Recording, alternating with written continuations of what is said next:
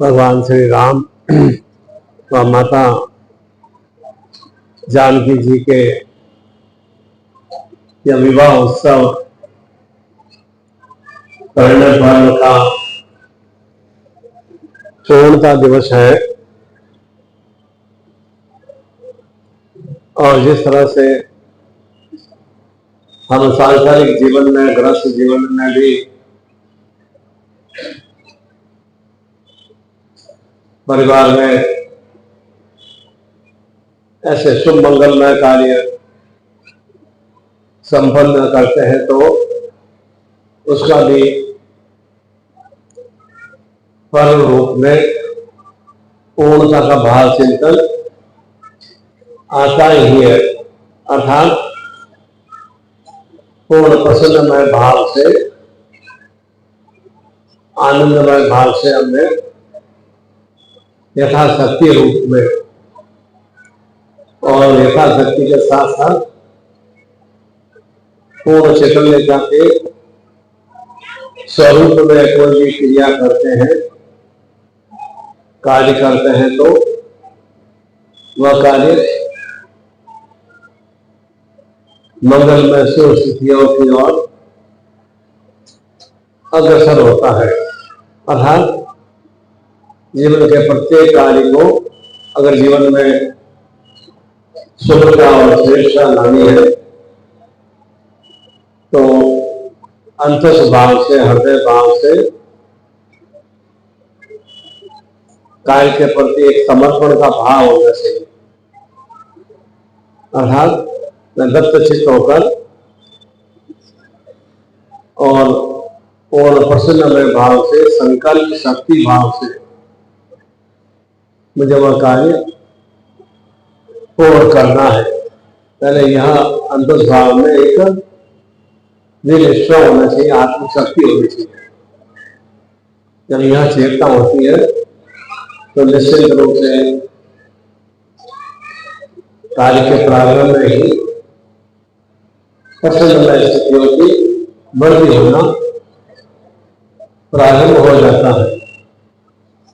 अर्थात उसमें एक आनंद भी लगता है, एक चेतना भी आती है, अच्छा चिंतन भी आता है कि उत्तर धीरे धीरे में उस शुभ कार्य की ओर वृद्धि को प्राप्त हो रहा हो, तो उसका हमें समय पर शुभ लाभ की प्राप्ति होती ही है। और ये सभी जीवन में मंगलमय स्थितियों को विस्तार रूप देने में सहायक होते हैं। चाहे हम अपने परिवार में बच्चे का जन्मदिन संपन्न करें, या वैवाहिक दिवस संपन्न करें, या कोई भी पर्व त्योहार हम संपन्न करते हैं, तो वह संपन्न करने का भाव चिंतन यही होता है कि हमारा भी जीवन उनके स्वरूप में उत्सव में बन सके, आनंदमय बन सके, और जिससे जो भी जीवन की अवसाद रूपी, दुख रूपी, निराशा रूपी स्थितियां हैं, वे विलगित हो सके, समाप्त हो सके। इसलिए समय समय पर जैसे जैसे पर्व त्योहार आते हैं वैसे वैसे हम उन उत्सवों को संपन्न करते हैं। अभी हमारा चिंतन भाव क्या कि रामजान की विवाह का या चैतन्य पर्व है, उसे हम किस तरह से अपने जीवन को श्री राम में बनाए। जैसे उनमें भी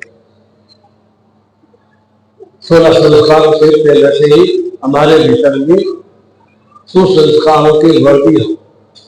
प्रत्येक व्यक्ति में अनेक अनेक स्वरूपों में संस्कार होते भी हैं, परंतु इनमें कुछ संस्कार सुश्रेष्ठता की ओर अग्रसर करते हैं और कुछ संस्कार अंदर क्रियाओं की ओर अग्रसर करते हैं। दोनों ही स्थितियां जीवन में और शरीर में मन में बनी रहती है। लाभ वाली स्थितियां भी रहती है, आने वाली स्थितियां भी रहती है। मन में प्रेम वाली स्थितियां भी रहती है और घृणा वाली स्थितियां भी रहती है।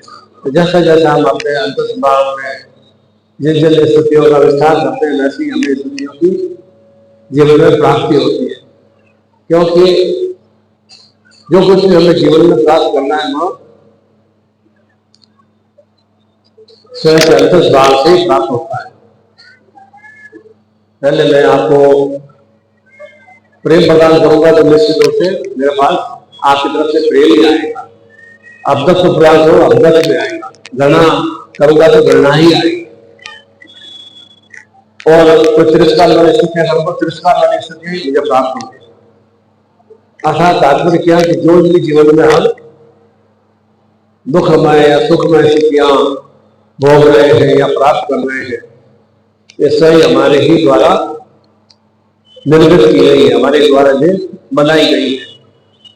सुख किसी व्यक्ति से प्राप्त नहीं होता है या दुख किसी व्यक्ति से नहीं आता है। अंतर्भाव में हमारे भीतर में कैसी चेतना थी, कैसी क्रिया थी, उस अंतर्भाव का परिणाम ही हमें कुछ समय बाद में सुख के रूप में, दुख के रूप में, पीड़ा के रूप में, हर्ष के रूप में, उल्लास के रूप में या तनाव रूप में, अनगढ़ क्रियाओं के रूप में या सौभाग्यमय स्थितियों के रूप में, दुर्भाग्यमय स्थितियों के रूप में प्राप्त होता ही होता है। इसलिए बार बार क्यों कहा जाता है कि सत्संग करना चाहिए, अर्थात निरंतर निरंतर श्रेष्ठ व्यक्तियों की संगत करनी चाहिए। सत्संग का तात्पर्य है कोई कथा में जाके बैठने वाला भाव चिंतन नहीं है कि जो हमसे श्रेष्ठ हो, चाहे वो हमारा पति हो, चाहे हमारा माता पिता हो, या हमारे बड़े बड़े बुजुर्ग हो, या हमारा बेटा ही हो, जो हमसे ज्यादा ज्ञानवान हो, हमसे ज्यादा ऊर्जावान हो, उसका सत्संग करना चाहिए, उसका एक साथ हमें सहयोग करना चाहिए, अर्थात हमें उसका सहयोग प्राप्त करें, जिससे हमारे भीतर में भी उनकी जैसी चेतना की वृद्धि हो। इसलिए हम कथा सुनने के लिए जाते हैं या प्रवचन सुनने के लिए जाते हैं या कहीं भी और मंदिर में जाने का भाव क्या कि हमारे भी भीतर में, मन के भीतर में भी वह दीपक प्रज्वलित हो सके। मंदिर का तात्पर्य मन के भीतर में वह देव की शक्तियों के हमें प्राप्ति हो सके।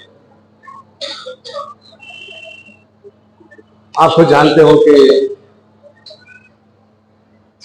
अभी तो यहाँ पर शराबबंदी है, परंतु फिर भी आप सब निश्चित हैं कि सबसे ज्यादा शराब की खपत बिहार से भी ज्यादा, यहाँ सबसे ज्यादा बिहार की खपत सबसे ज्यादा यहीं पर होती है। भले वहाँ शराबबंदी है, आप शराब पीकर पूजा स्थान में जाते हो, नहीं जाते? मैंने शराब पी हुई है, मैं पूजा स्थान में नहीं जाऊंगा, मंदिर में नहीं जाऊंगा, नहीं जाऊंगा तो मंदिर में मुंह से बदबू आएगी, महक आएगी, अच्छा नहीं लगेगा, पैर लड़खड़ाएंगे, अच्छा नहीं लगेगा।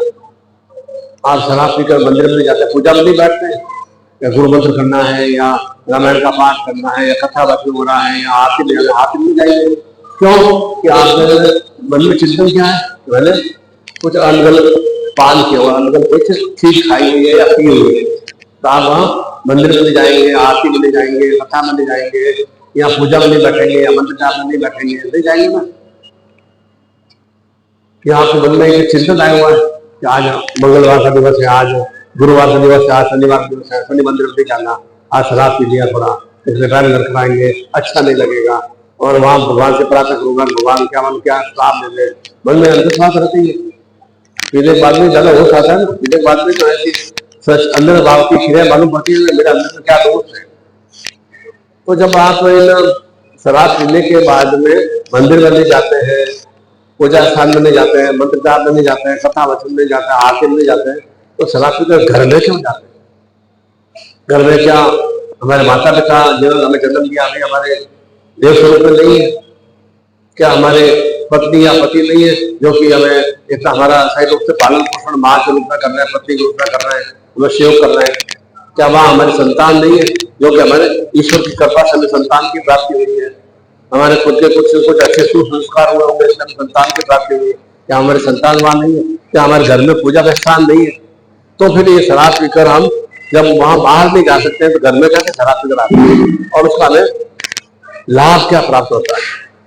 शराब पीने से फायदा या लाभ क्या मिलता है? लाभ तो कुछ मिलता हो तो हाँ, शरीर में ऊर्जा आती है, शरीर के रोग खत्म होते हैं, या शरीर में और चेतना आती है, या मुझे कोई सिद्धि की प्राप्ति होती है, या मुझे धन लाभ की प्राप्ति होती है, या आयु की वृद्धि होती है, तब तो पीने में लाभ ही लाभ है। हमको जानते हैं कि कोई भी क्रियाओं में अच्छी प्राप्ति होती नहीं। तो चिंतन करें कि नशा करने से हमें क्या हमें सुलाभ की प्राप्ति होती है या कुलाभ की प्राप्ति होती है, वो हमें चिंतन करना चाहिए, सोचना चाहिए। और ये कहां से सीखा हमने? शराब पीना या नशा करना या कहां से सीखा? संगत के प्रभाव। मैंने 10 दिन तक मैं ऐसे अंदर लड़कों के साथ संगत किया कि जो शराब पी रहे हैं या बीड़ी सिगरेट पी रहे हैं। मेरे को अभी बीड़ी पीना आता नहीं है, सिगरेट पीना नहीं आता है। 10 दिन तक मैं उनके साथ बैठ जाऊंगा ना तो मुझे मालूम पड़ जाएगा कैसे बीड़ी को मुंह में लगाना है, कैसे माचिस जलाना है, कैसे फूंक मारना है, और बीड़ी प्रज्वलित हो जाएगी या सिगरेट प्रज्वलित हो जाएगी, क्योंकि संगत का असर हो गया मेरे साथ। 10 दिन तक मैंने उनके साथ रहा। ठीक उसी तरह से 10 दिन तक हम यदि अच्छे लोगों की संगत करते हैं, अच्छे व्यक्तियों का सत्संग करते हैं, तो निश्चित रूप से हमारे भीतर में भी अच्छा सुश्रेष्ठ परिवर्तन आता ही आता है। संगत का प्रभाव पड़ता है। और कुछ भी मेरे भीतर में क्रोध क्यों आ रहा है? संगत के प्रभाव के कारण से। मेरी संगत ऐसी है, मुझे किसी ने प्रेरणा नहीं दी, पत्नी ने या माता पिता ने नहीं भेजा कि तुम इनके साथ में दोस्ती करो या संगत करो। सत्य भाव से संगत आई, क्योंकि मेरे अंदर कोई विचार थे, इसलिए मैंने कुल लोगों की संगत किया। तो मेरे कुल लोगों का प्रभाव मेरे ऊपर पड़ता ही पड़ता है। और ये मेरे मन से आएगा कि नहीं, मुझे ऐसे अनगन लोगों की संगत नहीं करना है, उनके साथ नहीं उठना बैठना, उनके साथ खाना पीना नहीं है। तो निश्चित रूप से मैं अच्छे व्यक्तियों के साथ बैठूंगा, तो निश्चित रूप से मैं ज्ञानी पुरुषों के साथ बैठूंगा, या मुझे ज्यादा होशियार पढ़े लिखे अच्छे होंगे उनके साथ बैठूंगा, तो मुझे अच्छा नॉलेज प्राप्त होगा, अच्छी अच्छी बुद्धि की प्राप्ति होगी। और मैं अनगन लोगों के साथ बैठूंगा तो मुझे कुबुद्धि की प्राप्ति होगी। तो ये कुबुद्धि या सद्बुद्धि आती कहां से? संगत के प्रभाव से। आप कहते हो हमारे इन पति है मेरा इतना शराबी है, कहना नहीं मानते हैं, कभी मानते? उनकी संगत खराब है। मेरे बच्चे अच्छा नहीं पढ़ पा रहे हैं, मेरे अच्छे बच्चे ज्ञान नहीं ले पा रहे हैं, साल में बोलते हैं, आज्ञा नहीं मानते हैं, और मतलब पढ़ाई में ध्यान नहीं देते हैं, तो उनका संगत खराब। तो संगत को प्रभाव को चैतन्य परिवर्तन करने के लिए ही हम वह एक पूजा साधना करते हैं। भीतर में पूजा साधना होनी चाहिए। खाली मंत्र जाप करने से पूजा साधना नहीं होती है, मन तो कहीं और भटक रहा है, तो उससे कोई पूजा साधना संपन्न नहीं होगी। चिंतित होना चाहिए कि मेरे सामने मेरे सदगुरु है, मेरा कुल देवता है, मेरा इष्ट है, मेरा भगवान है, मुझे उनके अंतर्भाव में क्या क्या गुण है, भगवान श्री राम में क्या क्या गुण है, कैसे उनमें एक कर्मशील बने रहे, कैसे उनमें क्रियाशील बने रहे, कैसे उनका संगत का प्रभाव रहा, कैसे कैसे उन्होंने जीवन में क्या क्रिया की, मैं अपने जीवन में किस तरह से आने वाले असुरों का संहार कर सकूं। मुझे असुर तो संसार में क्रिया प्राप्त होंगी, क्योंकि संसार में रहता हूं। जब भी संसार में थे असुर रावण से उनको युद्ध करना पड़ा, इसलिए संगत का प्रभाव बहुत ज्यादा पड़ता है। हनुमान जी जब लंका में गए, हनुमान ने प्रणाम रावण को किया। क्यों प्रणाम किया? क्योंकि हनुमान जिसमें ज्ञान होता है वह नीचे झुकता है, जिसमें अहम होता है वह एकदम 28 रूप में वह ऊंचा बैठ रहा है या 28 रूप में वह क्रिया करता है। जिसमें बहुत ही ज्यादा गुस्सा होगा, क्रोध होगा, वह ऊंचा ही बैठेगा, वह 28 रूप में क्रिया करेगा। और जिसमें ज्ञान होगा वह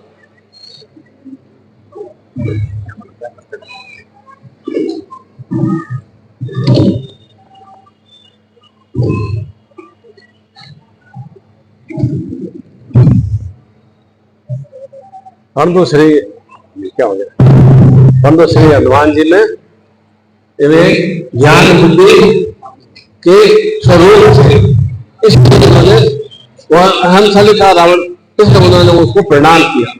जो ज्ञानवान होगा वह हमेशा निरंतर एकदम संत की तरह बना रहता है। संत का मतलब शांतमय स्थिति में रहता है। और जो क्रोध में रहेगा उसमें मान के चलो उसमें अज्ञानता का भाव शुरू जाता है। जो क्रोध में स्थिति में रहता है, आपके घर में पति क्रोध करता है, मान के चलो उसमें अज्ञानता कुछ ज्यादा ही है। बच्चे हमारे क्रोध करते हैं तो अज्ञान का वजह से क्रोध करते हैं। इसलिए क्रोध तो ज्ञान से नहीं आता है, क्रोध आता है अज्ञानता के फलस्वरूप प्राप्त होता है।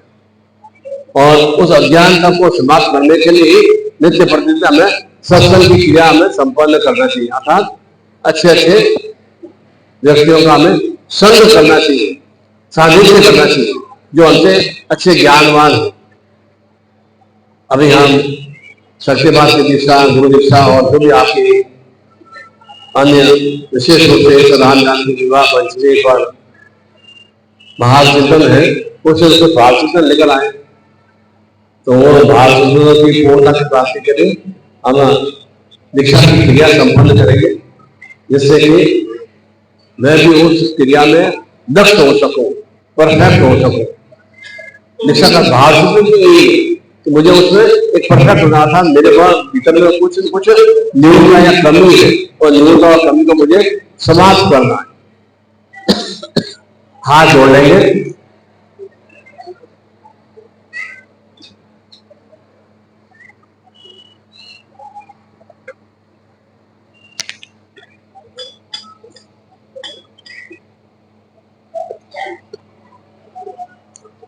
ओम के ध्वनि करेंगे।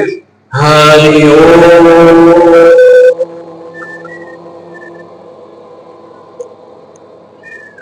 हरि ओम,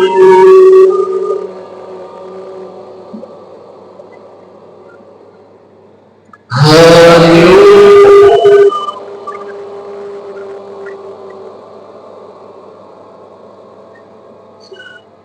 ओम लक्ष्मीनारायणाभ्यां नमः, शशिपुंजराभ्यां नमः, मातृपितृ शरण कमलेभ्यो नमः, इष्ट देवताभ्यो नमः, ग्राम देवताभ्यो नमः, वास्तु देवताभ्यो नमः, सर्वेभ्यो देवेभ्यो नमः, सर्वेभ्यो ब्राह्मणेभ्यो नमः। ओम सिद्धि बुद्धि सहिता श्रीमन महागणाधिपति नमः। ओम विघ्नेश्वराय वरदाय सुप्रियाय लंबोदराय सकलाय चित्ताय नागानाय सर्वसिद्धाय गौरीसुताय गणनाथ नमो नमस्ते। प्रतापनाथाय गणेशराय विद्याधराय विद्याय वामनाय भक्तप्रसन्न वरदाय नमो नमस्ते। नमस्ते ब्रह्मरूपाय रुद्ररूपाय नमस्ते ब्रह्मचारिणी अन्याय पूजाय सांगाय सपरिवार सकलाय सशक्तिकाय महागणाधिपति महायामी संकल्पम कुर्यात। सीधा कीजिए राइट है। इतना सवाल कीजिए कि आपको जल है, थोड़ा सा वॉल्यूम कम कर दो, आवाज गूंज नहीं जाना।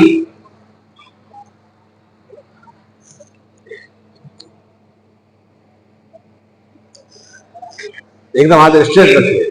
ओम विष्णु विष्णु विष्णु श्रीमद भगवतो महापुरुषस्यम विष्णुराज्ञां वर्तमानस्यम नित्य प्रार्थने श्री श्वेतवारा कल्पे अष्टाविंशति में कलियुगे जम्बूद्वीपे भूलोके वर्खंडे आर्यावर्तक देशा अंतर्गत संवत 2081 मार्गशीर्ष मासे शुक्ल पक्षे पंचम्यां तिथो राम जानकी विवाह पंचम्यां तिथो सूर्य से रविवासरे दरभंगा क्षेत्रे बिहार क्षेत्रे भारतवर्षे निखिल गोत्रोत्पन्ने पूर्णता सद्गुणे शरणाय कमलाय वंदे दीक्षां धारयामि।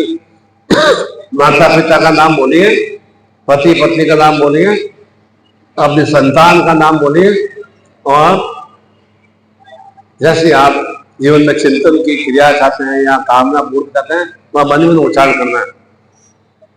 पूर्ण आरोग्यता प्राप्तम अखंड सावित्री सुहा सौभाग्यवती चैतन्यता प्राप्तम पुत्र पौत्र सुख वर्धी चैतन्यता प्राप्तम धन लक्ष्मी वर्धी चैतन्यता प्राप्तम संतान आयु रक्षा वर्धी चैतन्यता प्राप्तम सावित्री सुहा सौभाग्य सावित्री शक्ति चैतन्यता प्राप्तम सर्व तांत्रोक्त प्रेत पिशाच बाधा मुक्ति निवारणम शरीर कष्ट पीड़ा बाधा मुक्ति निवारणम धन्वंतरी कायाकल्प बढ़ती उन्नति चैतन्यता प्राप्यर्थम गुरु आज्ञा गुरु चिंतन प्राप्यर्थम संपर्क दे।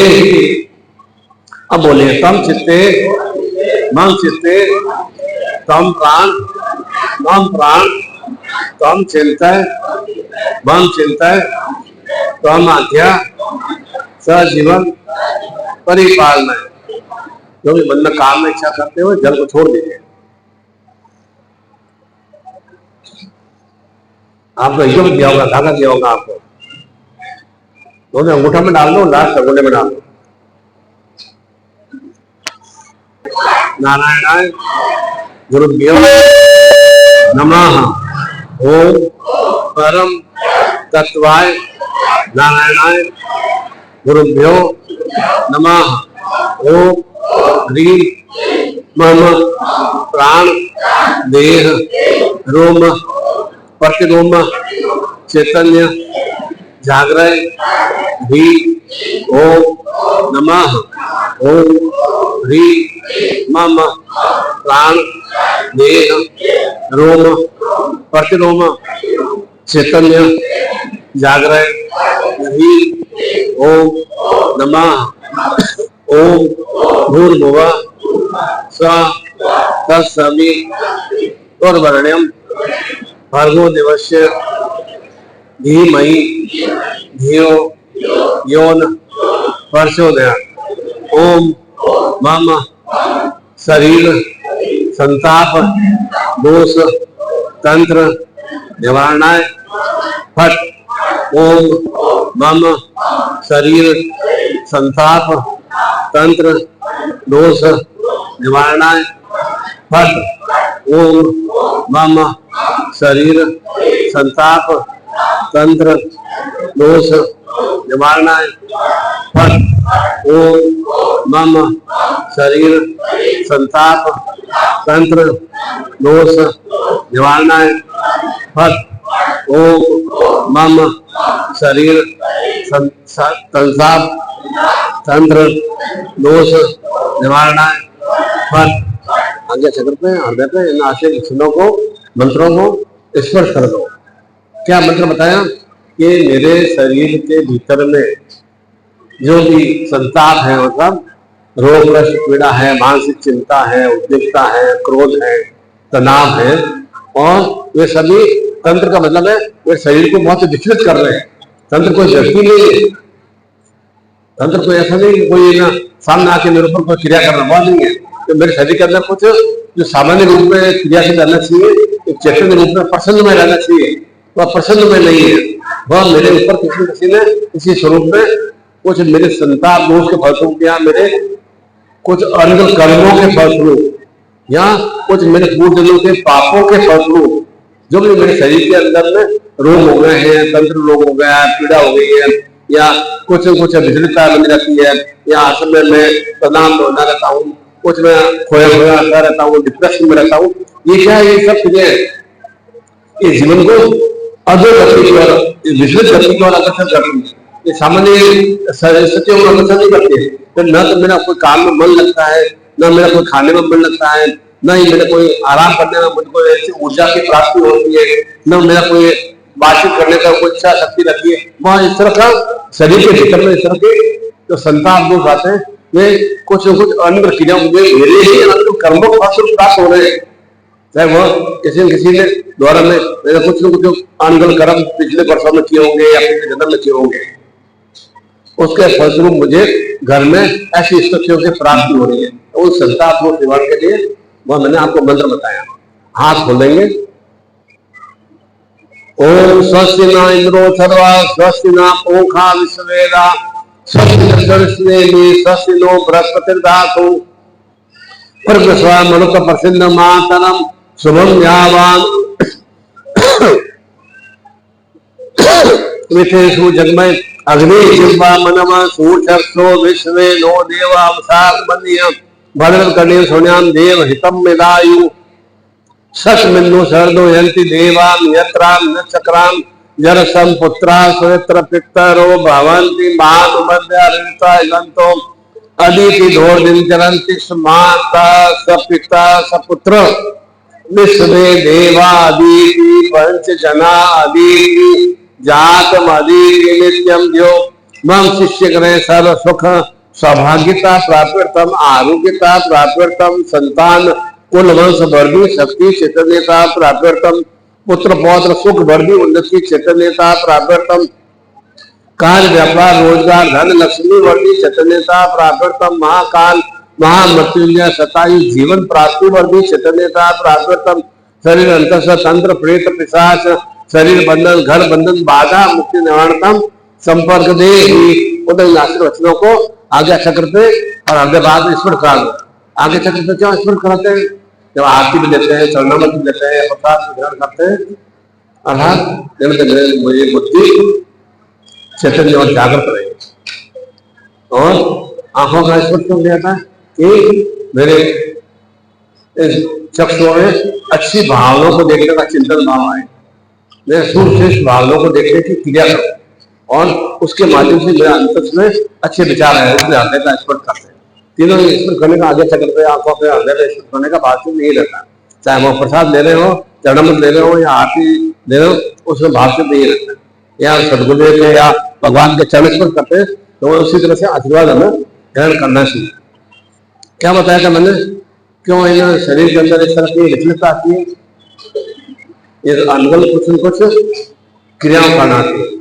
फिर हम क्या करते हैं कुछ हमें कोई ऐसा मालूम तो पड़ता नहीं वास्तव में क्या हमें रोग है क्योंकि ये शारीरिक पीड़ा तो है नहीं, अंतस्राव में पीड़ा रोग है तो अंतस्राव में पीड़ा रोग की निवृत्ति के लिए क्या करते हैं? ईश्वर की पूजा अर्चना करते हैं, अपने इष्ट की करते हैं, कुल देवता करते हैं, जैसे जैसा हमें बड़े बुजुर्ग गायन करते हैं वैसे वैसे हम क्रिया करते हैं और उसी के लिए हम विशेष रूप से कुछ न कुछ तीर्थ यात्रा करते हैं जैसे कि जीवन हमारा तारण में बस जाता। मैं इस जीवन में निरंतर उन्नति प्रगति करते हुए जीवन में पूर्णता को प्राप्त कर सकूँ। तारण का मतलब ये होता है मैं जीवन में इन बाधाओं अड़चनों या जो भी अनगन क्रियाएं उनको मैं पार पा सकूँ, उनको समाप्त कर सकूँ। पार पाने का मतलब है समाप्त करूंगा तभी तो पार पाऊंगा ना। मैं अगर मान लो पहाड़ी रास्ते पे जा रहा हूँ और पहाड़ी रास्ते जा रहा हूँ तो मेरे पाँव में ताकत होनी चाहिए, मेरे अंतर्स्राव में जोश होना चाहिए तभी तो मैं पहाड़ी रास्ते पे चल पाऊंगा। एक तो मैं जब पार के उड़ करके जा सकता हूँ। तो ठीक इसी तरह से जो जीवन में इस तरह के अनगल स्थितियां आती है उन अनगल स्थितियों को निवारण के लिए मैं उससे पार पा सकूँ, तारण में कर सकूँ। में जो ये त्यागी स्थितियां हैं इन्हें मुझे जीवन में अपनाना नहीं है कि मेरे अंदर में रोग रहे पीड़ाएं रहे कष्ट रहे या फिर अंदर कोई मैं डिप्रेशन में रहूं तनाव में रहूं या वायु से ही तो हुआ मुझे उसे अंतस्राव उतारने की क्रिया नहीं करना है, उसे मुझे पार पाना है, उसे मुझे निवृत्ति को प्राप्त होना है। वह भाव करते हैं। आप अभी छठ पूजा हुई गंगा में आपने छठ पूजा संपन्न किया। जब जब भी आपकी इच्छा भावना होती है पटना में जाते हैं या गंगा प्रवाहित होती है वहां जाते हैं या हरिद्वार में जाते हैं, किस लिए जाते हैं? कि मैं अपने पापों को क्षय कर सकूं, उनके पापों को समाप्त कर सकूं अर्थात मैं पुनः मैं शुद्ध में बन सकूं। अंतस्राव में क्या मेरे जो भी पाप कर्म हो गए हो या मेरे घर में कोई भी तनाव में स्थितियां चल रही है या कष्ट में स्थितियां हो रही है तो उसके लिए मैं उसे गंगा में स्नान करूं या जो पवित्र नदी में स्नान करूं, ये भावना चित्त में होता है। और क्या करते हैं मैं गंगा में स्नान कर लिया पटना में जाके या हरिद्वार में जाके स्नान कर दिया, क्या हुआ? ओहो मैं तो अभी कुंभ भी होगा इलाहाबाद में, प्रयागराज में कुंभ होगा तो त्रिवेणी संगम में स्नान भी करेंगे, करोड़ व्यक्ति आएंगे। इसलिए जा रहे हैं कि भाई वहां महाकुंभ में वहां अमृत की कुछ बूंदे गिरी समुद्र मंथन में अमृत की बूंदे गिरी मैं भी मेरा भी जीवन अमृत में बन सके, आनंद में बन सके, इसके लिए जाते हैं कुंभ या गंगा में स्नान करने के लिए प्रतिदिन में स्नान करने के लिए जैसे कि मैं शुद्ध पवित्र में बन सकूं।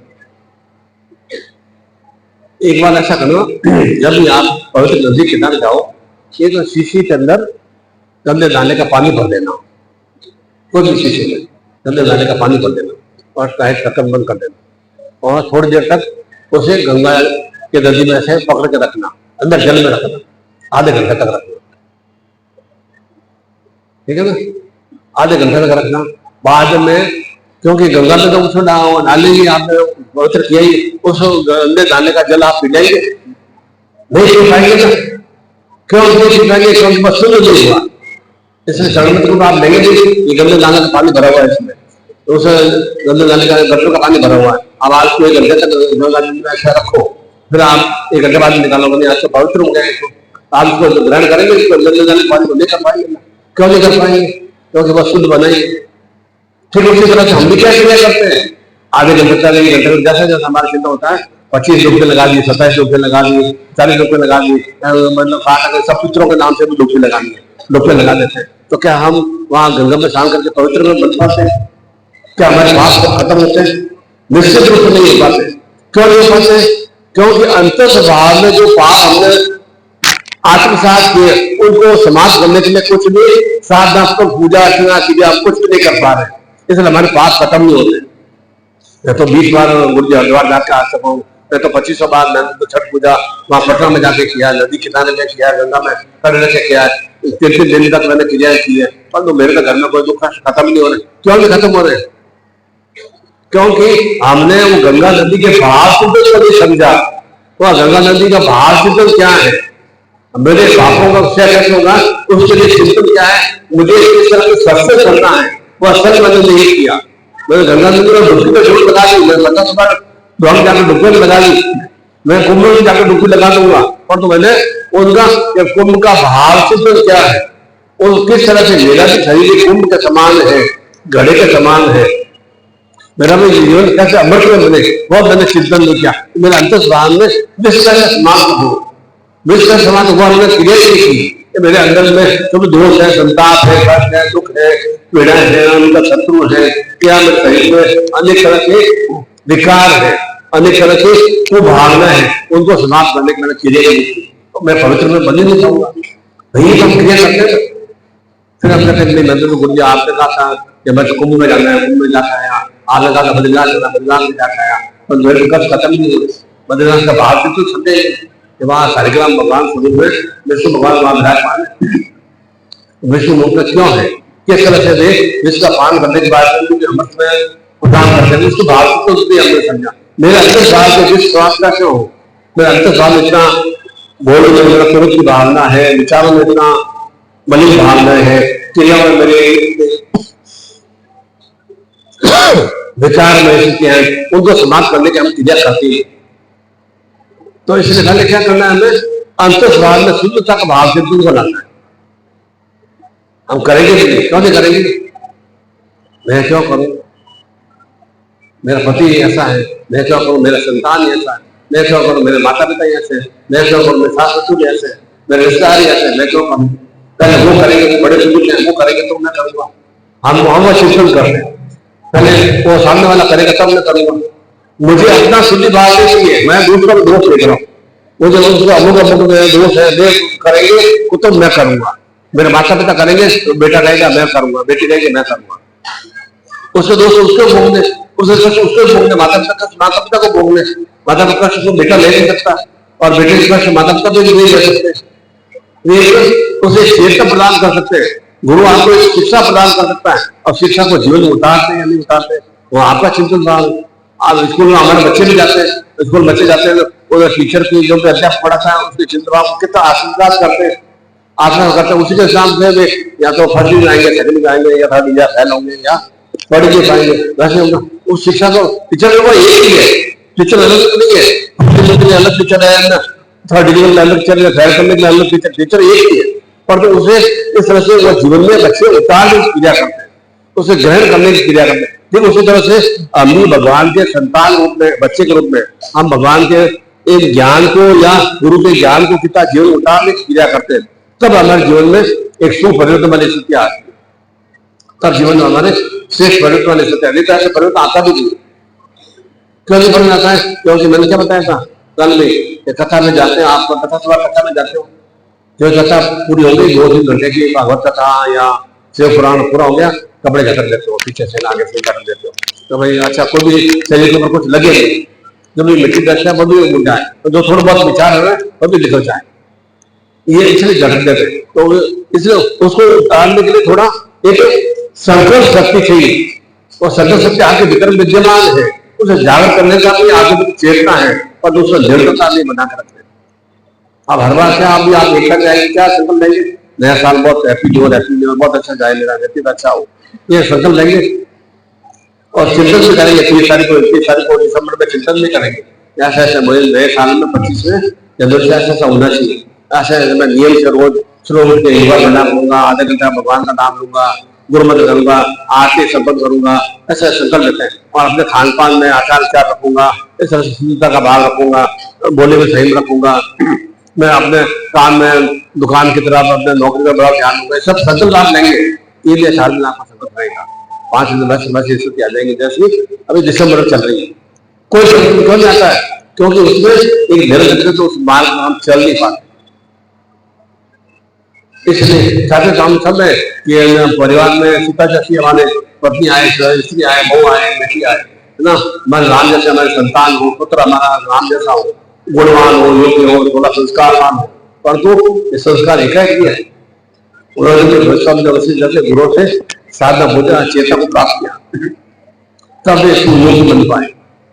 तो हमें भी निरंतर इस तरह से जो भी सुश्रेष्ठ में संग है वह सुश्रेष्ठ में संघर्ष का प्रभाव के माध्यम से हम जीवन में सुश्रेष्ठता को प्राप्त कर सकते हैं।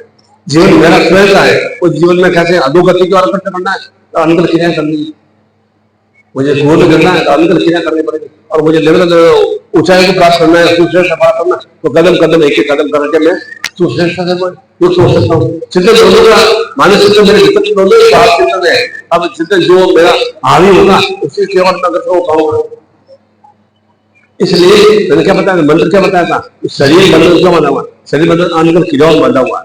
तो शरीर बंधन के निवारण के लिए हम अभी शक्तिपात से दीक्षा लेंगे कि मन के अंदर क्यों आएगा कटु विचार में आते हैं और अच्छे विचार में आते हैं। और कुटु विचारों को हम जल्दी ही जीवन में एक योग कर लेते हैं, उन्हें विस्तार दे देते हैं।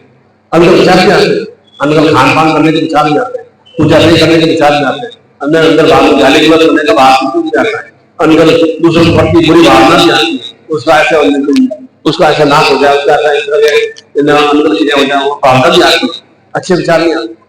क्योंकि अच्छे विचारों को हम जीवन उतारने की कोशिश नहीं करते, क्योंकि हमारे आसपास में भी हम उसमें ही अपना आशा का वातावरण बना लेते हैं और दूसरे लोगों को बदलते हमारे आसपास में उसमें ही वातावरण बना लेते हैं। गुरु जी मतलब गंदे गंदे कर देगा, घर गंदा नहीं है, घर किसका है? शरीर मेरा घर है, इसको मैंने किस तरह से मुझे साफ सुथरा करना है, वो हमारा चिंतन भाव होना चाहिए। उस साफ सुथरा के लिए ही ऐसे निरंतर एक क्रम संकल्प शक्ति के साथ, ऐसा नहीं कर रहा हूँ आप सब घर परिवार छोड़ दो, बस काली पूजा पाठ कर जाओ, बस आप वनवास चले जाओ, आपको सिद्धि की प्राप्ति हो जाएगी, ऐसा भी नहीं करना। निरंतर परिवार में रहते हुए सांसारिक कर्तव्य पूर्ण करते हुए, क्रियाएं करते हुए, परिवार के कार्य संपन्न करते हुए किस तरह से मैं अपने जीवन को उत्तरोत्तर सुश्रेष्ठ बना सकता हूँ। चाहे वह नौकरी के हिसाब से हो, व्यापार के हिसाब से हो, परिवार में सुख समृद्धि के हिसाब से हो, यहाँ और अधिक मैं जीवन में कैसे प्रसन्न में रह सकूँ और खुद केवल चेतना के बाधित हो सकता है और निरंतरता बना कर रखते। फिर आप कहोगे नहीं मुझे तो पति ने भड़का दिया, भाई ने भड़का दिया, मुझे तो पड़ोसी ने भड़का दिया। मतलब इसका मतलब क्या? आपके बुद्धि आपकी मति किसके कंट्रोल में? पड़ोसी के कंट्रोल में है, भाई के कंट्रोल में है, या आपके परिवार के कंट्रोल में। आप बुद्धि काम नहीं करते। आप रास्ते में जा रहे हो, रास्ते में थोड़ा सा कहीं कीचड़ भरा हुआ है ना, बुद्धि क्या काम करेगी? मान लो मैंने कहा कीचड़ में जाना है, आप जाओगे कीचड़ में? नहीं, मुझे जैसे कपड़े खराब हो जाएंगे, आप साइड से जाओगे ना। तो उसे बुद्धि क्या काम किया? नहीं, मुझे गंदगी में जाना है। ठीक है, उसी तरह जब आपको वर्णित करें तो आपको बुद्धि का उपयोग करना है कि मैं क्यों मतलब अंदर दिशा की ओर मैं जैसे हो रहा हूँ, वह चिंतित भाव करना है। इसलिए शरीर बंधन वाली जो क्रिया है, जो भी मन में कटु विचार आते हैं, कुविचार आते हैं, उसके कारण से जो जीवन में इतनी अधिक मलिनता में स्थितियां हैं, जो दुखपूर्ण स्थितियां हैं, चाहे वह रोगों के रूप में बढ़ रहे हो या तनाव और चिंता के रूप में बढ़ रहे हो। कहाँ से तनाव चिंता आती है? चिंता को देश चिंता नहीं है हमें, तो देश का क्या होगा, ये पाकिस्तान का क्या होगा, तो मतलब वहां पर टूर्नामेंट होगा कि पाकिस्तान में इंडिया की जाएगी नहीं, वो हमें टेंशन नहीं है। वो जाएगी नहीं जाएगी, हमें क्या करना है? हमारा वो चिंतन नहीं है कि इंडिया वो टीम जाएगी, पाकिस्तान खेलने जाएगी नहीं जाएगी, क्रिकेट टीम खेलने जाएगी, वो हमारा टेंशन नहीं है कि यूक्रेन का क्या हो रहा है, रूस का क्या हो रहा है, ईरान खत्म हो गया, ये हो गया, वो हमारा चिंतन नहीं है। हमारा चिंतन क्या है? चिंता क्या है? ये मेरा शरीर स्वस्थ रहे, मेरे घर में एक आनंद प्रसन्नता के विस्तार की वृद्धि हो, मेरे घर में लक्ष्मी की वृद्धि हो, मेरे जीवन में जो भी मैं सामने सामने छोटी छोटी इच्छाएं करूँ, वह सामने इच्छा मैं अपने खुद के कर्म बल के माध्यम से, सदगुरु चेतन के माध्यम से, ईश्वर चेतन के माध्यम से उसे पूर्ण करता हूँ। ये हमारे काम में रहती है और कोई बड़ी बड़ी काम तो है नहीं कि वो अब क्या होगा। वहाँ महाराष्ट्र के अंदर तो इस तरह से तो पार्टी एकदम डाउन के होकर शरद पवार की पार्टी को जीत नहीं पाई और वो पार्टी जीत गई। अब क्या हुआ, शरद पवार का क्या होगा, 25 साल हो गए, बस हमारे कैसे रहने का। हमारा अगले साल हमारे यहाँ बिहार में चुनाव है, अब हमारे यहाँ उनका क्या होगा, वो तो हमारा चुनाव है कि किस तरह से मुझे अपने जीवन में सुश्रेष्ठ में शक्तियों से ये होना है। उसी के विशेष रूप से जो अंदर हमारे भीतर में शत्रु भाव है, शत्रु भाव रोग के रूप में हो, कष्ट पीड़ा के रूप में, धन अभाव के रूप में हो, संतान आज्ञाकारी नहीं हो, संतान योग्य नहीं हो या पढ़ नहीं पा रही हो, या अनगल तरह से हमारे आस पड़ोस के लोग हमारे साथ में अनगल क्रियाएं कर रहे हो, जो हमें भ्रमित कर रहे हो, उनके निवारण के लिए वह शरीर बंधन दोष निवारण या तंत्र बंधन दोष। तंत्र क्या है? तंत्र एक तरह से शरीर के भीतर में जो विचार है वह तंत्र। मंत्र क्या है? मंत्र जो उस विचारों वाले जो क्रिया करते हैं वह हमारे मंत्र है। और यंत्र क्या है? मेरा पूरा ये पूरी चीज ऊपर से लगाकर नीचे तक पूरे वह तो क्या है, वो यंत्र है बस। और कोई टिपिकल चीज नहीं, तो कोई आंतरिक क्रिया है, मंत्र तंत्र यंत्र कोई आंतरिक क्रिया नहीं है। शरीर ही मेरा पूरा पूरा यंत्र है। अब उस शरीर को मैं कैसे क्रियाशील रखना है, और मेरा रिमोट मेरा हाथ में होना चाहिए। क्या है? मेरा शरीर बराबर एक्टिव और सक्रिय और एकदम ऊर्जावान बना रहे, और मेरा शरीर में मेरे भाव वो रिमोट होना चाहिए, उसको मैं अपना स्व संचालित करता हूँ। रिमोट मेरे दूसरों का हाथ में नहीं होना चाहिए। और ठीक है उसी तरह से मेरा मन में क्या क्या, मंत्र में क्या क्या, मेरे भाग में मंत्रार्थी देवता जो मैं बोलता हूँ उसके स्वरूप में मेरे देवत्व शक्ति की प्राप्ति होती है या राष्ट्रीय शक्तियों की प्राप्ति होती है। वह मंत्र का भाव चिंतन है। और तंत्र का मतलब शरीर की मैं क्रिया कैसी कर रहा हूँ, वह तंत्र का भाव। इन्हें एक योगिक रूप में रखने से ही हम जीवन में उत्तरोत्तर धीरे धीरे सुश्रेष्ठ में सुसंस्कार हो सकते हैं। जो 16 संस्कार के हम कौशल कला पूर्ण हो सकते हैं। निश्चित रूप में कई तरह के संस्कार, अच्छे संस्कार है। ये वैसे देश आप सुबह यहाँ बैठे भी ना, कितना अच्छा बड़े श्रेष्ठ संस्कार है आपके अंदर, कितने भावना चिंतन है। आप आठ खाने बज रहा है, आठ बज रही है, कैसा भावना चिंतन है कि मुझे कुछ कुछ अच्छा पूर्ण सत्यों को प्राप्त करना है। तो उसी के लिए विशेष रूप से जो भी आपके घर में तंत्र प्रेत के साथ बाधा की या शरीर बंधन की क्रिया हो या रोग की क्रिया हो या घर में तनाव वाली सत्या हो, तो आपको वह एक लिखना है कि मुझे तनाव रहित जीवन की प्राप्ति चाहिए, मुझे धन लक्ष्मी की प्राप्ति चाहिए, मुझे जीवन में ये प्रेत के साथ बाधा है, मेरा मानसिक दिमाग मेरा काम नहीं करता है, या मेरा हर समय मुझे कुछ अटपटा दिखा देता है, या रात्रि मुझे डर भय लगता है, तो वह आपको लिखना है, वो डर भय निवृत्ति दिशा की प्राप्ति करना है। मुझे मेरे शरीर में कुछ कुछ बराबर कुछ शरीर में एक संसार बन जाती चलता रहता है, कुछ शरीर में कुछ ऐसा लग रहा है शरीर में चल रहा है, तो वह लिखना है शरीर में अंतस्भाव में कलिष्ठा रोग निवारण दीक्षा मुझे प्राप्त करनी। तो जो भी आप बहुत ही न्यूनतम राशि में सत्यवाद की दीक्षा प्राप्त हो जाएंगे। तो निश्चित रूप से सत्यवाद का तात्पर्य कल पर बताया था कि वो शक्ति को भीतर में आत्मसात करना, पूरे शरीर में आत्मसात करना, जिससे कि वह जो भी मेरे शरीर में दोष है या जीवन में दोष है, ये दोष मेरे समाप्त हो सके। विशेष रूप से अभी हम दीक्षा करेंगे तंत्र दोष निवारण की दीक्षा, प्रेत के साथ बाधा दोष निवारण की दीक्षा और असुरवर्ती दोष निवारण की दीक्षा, जो मेरे जीवन में अधोगति का अग्रसर कर रहे हैं। बहुत ही न्यूनतम राशि होगी, 10 मिनट का आपके पास समय है, उसके बाद एक लाइन बना देंगे। और मैंने बता दिया कि वो हम शरीर अंतस तंत्र दोष निवारण फट, मेरा शरीर के अंदर में जो भी शरीर के भीतर में सब कुछ है, शरीर के बाहर कुछ नहीं है।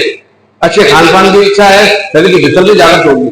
गंदा खाने की इच्छा है, दारू पीने की इच्छा है, शरीर के भीतर में जागृत होगी। किसी को गाली देने की इच्छा है, शरीर के भीतर में जागृत होगी। तो और कहीं शरीर के भीतर में क्या है? बुद्धि है, ज्ञान है, सोचने की शक्ति है, कटु विचार सोचूंगा, कटु क्रिया करूंगा, सुनने की शक्ति है, सुनने की शक्ति है, बोलने की शक्ति है, देखने की शक्ति है, सब शरीर के भीतर में है, शरीर की बात कुछ नहीं है। तो मेरा शरीर कैसा बने? तंत्र प्रेत के साथ दोष से रहित बने, और मेरे अंदर बाहर जो भी क्रिया है वे बिल्कुल तोड़ सके। बहुत ही न्यूनतम राशि में सत्य बात मिली। प्रत्येक बहन बेटी को, स्त्री पुरुष को, भाई बहन को, पुत्र पुत्री को अवश्य लेना चाहिए कि मेरे बच्चे शिक्षा में अच्छी ऊर्जा शुरू नहीं हो रहे हैं, तो उनके लिए किसी रूप से उनका मन का विचलित रह रहा है, मन उनका एकाग्र नहीं रहा है, तो आप अपने खुद के चिंतन भाव से क्योंकि आप में वह देवत्व भाव शक्तियां हैं, इसलिए गुरु को पूछने का आवश्यकता नहीं है कि अब मैं गुरु की क्या करूं, मेरे में ये विकार आ रहे हैं या मेरे घर में ये अभाव आ रहे हैं, उसके लिए खुद ही लिखना है कि मेरे घर में अभाव निवृत्ति सत्यभाव की दीक्षा प्राप्त करनी। तो वहां पर अरुण मिश्रा जी बैठे हैं, आप जो भी हफ्ते मन की भावना व्यक्त करेंगे और बस न्यूनतम राशि में सत्यभाव दीक्षा प्राप्त हो जाएगी। और यह विशेष रूप से जैसा जैसा आपका भावना चिंतन है कि हमारा भी जीवन पूर्ण रूप में भगवान श्री राम में बने, आदर्श में बने, अनंतर में नहीं बने, आदर्श में सत्यों के से एक हो, पुरुषोत्तम में सत्यों से अर्थात पुरुषार्थ में निरंतर कर्मशील में सत्यों से मैं युक्त रह सकूं। पुरुषार्थ पुरुषोत्तम का मतलब पुरुषों में मैं सबसे उत्तम में सत्यों से युक्त रह सकूं। सामने सामने मुझे व्यक्ति नहीं बनना है, तो श्रेष्ठ में व्यक्तित्व से एक होना निश्चित रूप से हो सकते हैं। कोई अटपट या अनोखी बात नहीं है, कोई बहुत ही एकदम ऐसा नहीं, कनिष्ठ बात भी नहीं है, वो बहुत ही असंभव वाली बात कुछ भी नहीं है। एक मनुष्य ही ऐसा व्यक्ति है जो कि असंभव को संभव कर सकता है और होता भी है। मैं ये आशीर्वाद देता हूँ कि आपके जीवन में सब रूप में संभव रूप में आपकी जब काम में इच्छा में परिपूर्ण हो सके, निरंतर आप स्वास्थ्य सौभाग्य से और निरंतर आपका सौभाग्य में जागृत में शक्तियां रहे। अर्थात जीवन में सौभाग्य का मतलब मैं जो मैं काम न करूँ मैं सोच से परिपूर्ण हो और निरंतर मैं सताई जीवन से युक्त रह सकूं, आरोग्य में स्थिति रहेगी तब सताई। इसलिए मैं पहला आशीर्वाद देता हूँ आरोग्य से प्राप्ति, दूसरा देता हूँ सौभाग्य तक था मेरे दुर्भाग्य की समाप्ति हो, तीसरा देता हूँ निरंतर सताई जीवन की प्राप्ति हो, अर्थात मैं 100 वर्षों तक बराबर स्वस्थ और आरोग्य में रहूं। और फिर देता हूँ मैं पुत्र पौध कुल वंश वर्दी की प्राप्ति। उसके बाद में भूभवन और 7 तरह के स्टेप बाय स्टेप हम क्रिया करते हैं, तब हम सब सुखों से युक्त करते हैं। और ये मंगल कामना करता हूँ कि आप आने वाला ये नूतन वर्ष 2025 आपके निरंतर सब सुखों से परिपूर्ण हो। निरंतर आप जो भी काम में इच्छा करें ये अवश्य ही सदगुरु कृपा से, आपके ईश्वर के कृपा से, आपके कुल देवता की कृपा से परिपूर्ण हो। ऐसा ही मंगल आशीर्वाद है। बोलो सदगुरुदेव भगवान।